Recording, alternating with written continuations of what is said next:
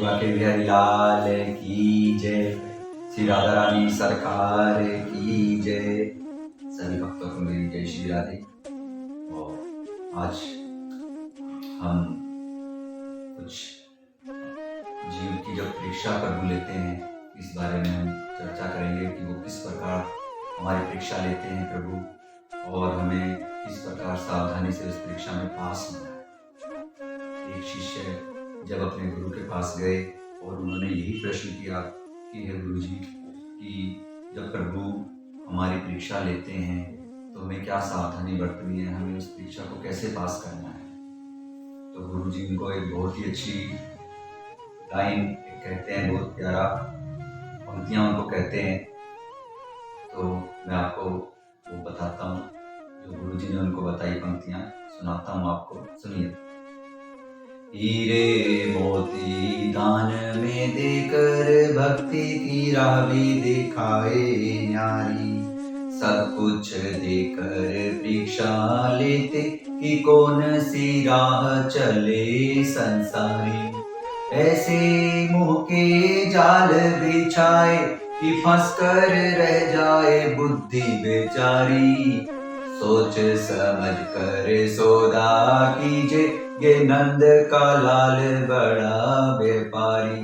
सोच समझ कर सौदा कीजिए, ये नंद का लाल बड़ा व्यापारी।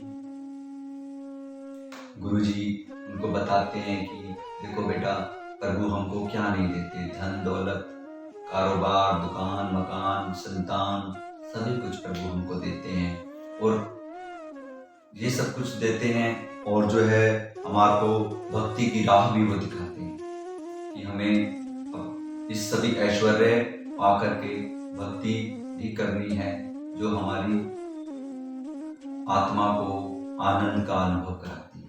उस भक्ति को नहीं भूलना है, प्रभु के चरणों को से प्रीति जोड़नी है, उनसे प्रेम करना है। और कहते हैं कि सब कुछ देकर परीक्षा लेते कि कौन सी राह चले संसार। वो सब कुछ हमको देते हैं, फिर परीक्षा भी लेते हैं कि अब मैंने इसको सब कुछ दिया, धन दौलत, पुत्र आदि, कारोबार, फैक्ट्रियाँ, धन संपदा, सब कुछ प्रदान कर दिया है, और वो किसी ना किसी रूप में हमसे जब मदद के लिए आते हैं, और फिर वो देखता है कि क्या मेरी इसके पास सब कुछ है और क्या ये मेरी मदद करेगा। जैसे एक डॉक्टर एक बहुत अच्छा डॉक्टर बन जाता है, या एक इंजीनियर या एक वकील बहुत अपने पद पर पहुंच जाता है, तो उसके पास उसने पूरे दिन बहुत से मरीजों का इलाज किया डॉक्टर ने, और कोई एक मरीज ऐसा भी आता है जिसके पास कुछ पैसे कम थे या नहीं थे, तो प्रभु ये देखते हैं कि इसने पूरे दिन भर तो मरीजों से पैसे लेकर इलाज किया, लेकिन अब इसके पास पैसा नहीं है एक मरीज के पास, क्या ये इसका इलाज करेगा या कम पैसों में इसका इलाज कर देगा। वो परीक्षा लेते हैं, हमको उस परीक्षा में पास होना है। यदि हमारे पास कोई जरूरतमंद, यदि कोई जैसे कोई दुकानदार है, दुकानदार के पास यदि कोई जरूरतमंद आता है, किसी को कोई चीज़ की आवश्यकता है, या उसके पैसे कम हैं या उसके पास नहीं है, तो हमको जितनी हो सके अपनी इच्छा से, या हमारे अंदर जितनी हम करने की क्षमता रखते हैं, हमें प्रभु की उस परीक्षा को समझना है और उस वक्त उसकी मदद करनी है। क्योंकि किसी की मदद करने के लिए धन की नहीं, एक मन की, सच्चे मन की आवश्यकता होती है। फिर आगे वो कह रहे हैं कि ऐसे मोह के जाल बिछाए कि फंस कर रह जाए ये बुद्धि बेचारी। प्रभु का ये संसार जो प्रभु ने रचा है, इसके अंदर अनेकों संसारिक जो है रिश्ते, नाते, संबंध स्थापित करते हैं प्रभु एक दूसरे से, और उसी में ही उस जीव की बुद्धि फंस कर रह जाती है, और वो जो है अपनी इच्छाओं की पूर्ति के लिए ही अपने कदम आगे बढ़ाता रहता है। वो कभी भी प्रभु का धन्यवाद नहीं करता, प्रभु का शुक्रिया अदा नहीं करता।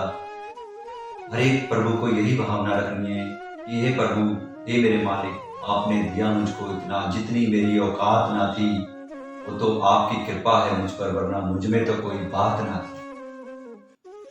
तो हमें अब सोच समझकर, अपनी बुद्धि के द्वारा ही सोच समझकर हमको ये निर्णय लेना है कि हमको किस ओर चलना है। प्रभु ने हमको भक्ति की राह भी दिखाई है और जो है हमको सब कुछ प्रदान भी किया है। धन संपदा, फैक्ट्रियां, दुकान, मकान, सब कुछ प्रभु दे देते हैं और हमको फिर जो है हमारी भिक्षा भी लेते हैं। फिर हमारे ऊपर निर्भर करता है कि हमने किस ओर चलना है और किस प्रकार अपने जीवन को शुभ कर्म करते हुए और अच्छे कर्म करते हुए अपने जीवन को आगे बढ़ाना है।